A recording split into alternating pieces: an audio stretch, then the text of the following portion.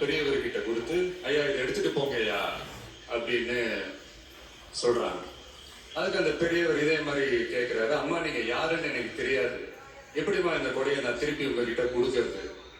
அதுக்கு அந்த பொண்ணு சிரிச்சுக்கிட்டே சொல்றாங்க, வேற யாருக்காவது தேவைப்படுறவங்களுக்கு கொடுத்துருங்க ஐயா அப்படின்னு சொல்லிட்டு போயிடுறாங்க. உடனே அந்த பெரியவர் கொடையை எடுத்துக்கிட்டு பஸ் ஸ்டாப்புக்கு வர்றாரு. பஸ் வருது, ஏறி போகும்போது அங்க பாக்குறாங்க ஒரு பூக்கார அம்மா பூவை வச்சுக்கிட்டு ஒரு அட்டையை மழைக்காக பிடிச்சிக்கிட்டு உட்கார்ந்துட்டு இருக்கிறாங்க. பெரியவர் போய் அந்த கொடையை அந்த பூக்கார அம்மா கிட்ட கொடுத்துட்டு அவர் பஸ் ஏறி போயிடுறாரு. பூக்கார அம்மா அந்த கொடையை எடுத்துக்கிட்டு வீட்டுக்கிட்ட வரும்போது அங்க ஒரு ஸ்கூல் படிக்கிற பொண்ணு பேக் எல்லாம் மாட்டிக்கிட்டு மழையில ஓடி வர்றாங்க. அவங்க போய் அந்த ஸ்கூல் பொண்ணு கிட்ட கொடையை கொடுத்துட்டு, மழையில நனையாதம்மா இதை எடுத்துக்கிட்டு போங்க அப்படின்னு சொல்றாங்க. அந்த பொண்ணு தேங்க்ஸ் அப்படின்னு சொல்லிட்டு வீட்டுக்கிட்ட வரும்போது அந்த பொண்ணோட அப்பா பதட்டத்தோட வாசல்ல நின்றுட்டு இருக்கிறாரு. பொண்ணு மழையில நனைஞ்சுக்கிட்டு வரணுமே அப்படின்ட்டு. அந்த அப்பா வேற யாரும் இல்ல, அந்த ஆட்டோக்காரர்.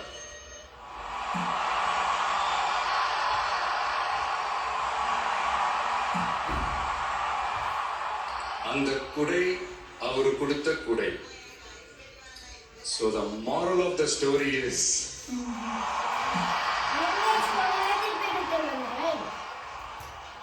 முடிஞ்ச வரைக்கும் எல்லாருக்கும் சின்ன சின்னதா ஒரு நல்லது, சின்ன சின்னதா ஒரு ஹெல்ப், அது செஞ்சு இருந்து பாருங்க. லைஃப் ஒரு மாதிரி ஜாலியா இன்ட்ரெஸ்டிங்கா இருக்கும். ஒரு ஃபேமஸ் சேயிங் ஒன்று இருக்கு, வெள்ளத்துல தவிக்கிற ஒருத்தருக்கு நீங்க படகு கொடுத்தீங்கன்னா பாலைவனத்துல நீங்க தவிக்கிறப்போ அது ஒட்டகமா வந்து நிற்கும்.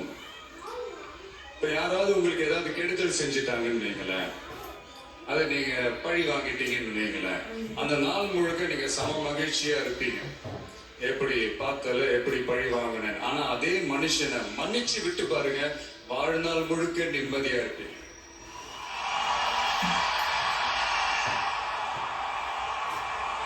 அதனால யாரையும் கஷ்டப்படுத்துறதுக்கோ, யாரையும் அவமானப்படுத்துறதுக்கோ, யாரையும் பழி வாங்குறதுக்கோ இல்லைங்க இந்த வாழ்க்கை.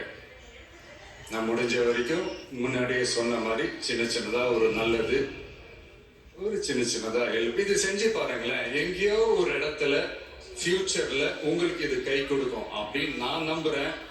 பிடிச்சிருந்தா எடுத்துக்கங்க, இல்லைன்னா விட்டுருங்க. Free advice.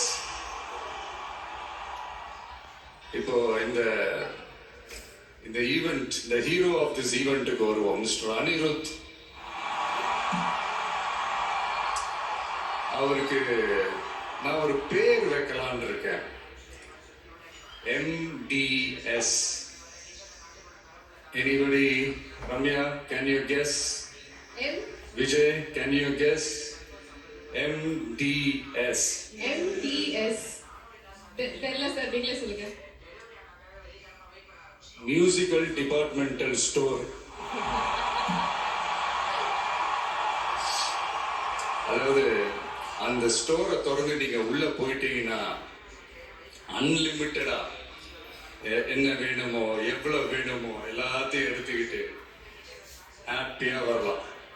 அது சாங்ஸா இருக்கட்டும், பிஜிஎம்மா இருக்கட்டும், இல்ல பேக்ரவுண்ட் ஸ்கோர்ல அந்த பிட் சாங்ஸ் எஃபெக்ட்ஸா இருக்கட்டும். இந்த மாதிரி என்ன டிசப்பாயிண்ட் பண்ணதே இல்லை அனி. அது என்னுடைய படம் ஆல்பமா இருக்கட்டும், இல்ல மற்றவங்க படம் ஆல்பமா இருக்கட்டும், படிப்படியா ஏறி போய்கிட்டே இருக்கிறாரு. I'm so happy for you அனி. அண்ட் என்னுடைய டைரக்டர் H. வினோத் ஒரு சமூக பொறுப்புள்ள ஒரு இயக்குனர் சொல்லலாம். ஒரு கமர்ஷியல் படமாகவே இருந்தாலும் அதுல ஒரு சமூக பொறுப்புள்ள விஷயங்கள் சொல்லணும், சில நல்ல ஐடியாலஜிக்கல் விஷயங்களை சொல்லணுன்றதுல ரொம்ப கவனமா இருப்பாங்க. ஆல்ரெடி ரெண்டு வாட்டி படம் பண்றதா இருந்தது. ஸோ அதெல்லாம் மிஸ் ஆகி இந்த ஜனநாயகன் படத்துல 2 பேரும் சேர்ந்து ஒர்க் பண்ணதுல ரொம்ப சந்தோஷம் சார். அண்ட் என்னுடைய வில்லன் பாபி டியோல், அவருடைய ஸ்கிரீன் பிரசன்ஸே நெக்ஸ்ட் லெவல் தான். ஆக்சுவலா அவருடைய 2 முக்கியமான 2 படங்கள் தான் அதுல இருந்து இன்ஸ்பயர் ஆகி பண்ணதான் சார். முக்கியமான படங்கள்னா அது என்ன படமோ எங்களுக்கு தோண மாட்டேங்குது. அது எதுக்குமா? அதான் நான் ஷூட் ஸ்பாட்ல அவர்கிட்ட சொல்லும் போது இதே தான் நான் சொன்னேன், சார் உங்களுக்கே தெரியாம உங்க 2 படத்தை நாங்க சுட்டுட்டோம் சார் அப்படின்ட்டு. அவர் அப்படியே விச் மூவி அப்படின்னாரு. ஐயோ நம்மளே வாய் கொடுத்து மாட்டிக்கிட்டோம். அதனால அது மாதிரி நிறைய இன்ஸ்பயர் அவருடைய படங்கள் பார்த்து அதுதான் சொல்ல வந்தேன்.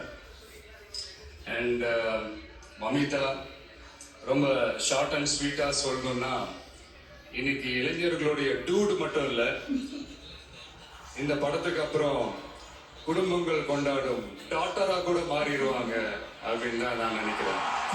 என்னுடைய நல்ல ஒரு ஃப்ரெண்ட் அவங்க. அண்ட் பூஜா, தமிழ் சினிமாவின் மோனிகா பெலுஜி, அவங்களுடைய நடிப்பாக இருக்கட்டும், டான்ஸாக இருக்கட்டும், ஸ்க்ரீன் ப்ரெசன்ஸாக இருக்கட்டும், எல்லாமே next level. And Prakash Raj sir, ஜெனரலாக ஹீரோவுக்கும் ஹீரோயினுக்கும் தான் நல்ல இந்த ஒரு கெமிஸ்ட்ரி ஒர்க் அவுட் ஆகும்னு சொல்லுவாங்கல்ல. எனக்கு ஆக்சுவலாக எனக்கும் பிரகாஷுக்கும் நல்ல கெமிஸ்ட்ரி ஒர்க் அவுட் ஆகும். இந்த ஹீரோ வில்லன் அந்த காம்போ, நான் சொல்றது கில்லி டேஸ்லேருந்தே சொல்கிறேன். கில்லியாக இருக்கட்டும், போக்கிரியா இருக்கட்டும், சிவகாசியா இருக்கட்டும், இல்லை இப்போ ஜனநாயகன் வரைக்கும் அந்த ப்ராசஸ்ல நான் ரொம்பவே என்ஜாய் பண்ணேன். தேங்க்யூ பிரகாஷ். முக்கியமாக என்னுடைய ப்ரொடியூசர் கேவிஎன் சார், அவங்க ஆக்சுவலாக இந்த படம் 2023லயே அந்த பேச்சுவார்த்தை எல்லாம் ஸ்டார்ட் ஆயிடுச்சு, இந்த மாதிரி படம் பண்ண போறோன்ட்டு. அதே நேரத்தில் நான் வந்து என்னோட இந்த பொலிட்டிக்கல் சைடும் அது அந்த அனௌன்ஸ்மெண்ட்லாம் வந்துருச்சு. அப்போ நான் அவர்கிட்ட நான் கேட்ட ஒரே ஒரு விஷயம் தான் அவர்கிட்ட நான் கேட்டேன், சார் சும்மாவே என் படத்துக்கு பிரச்சனை வரும்,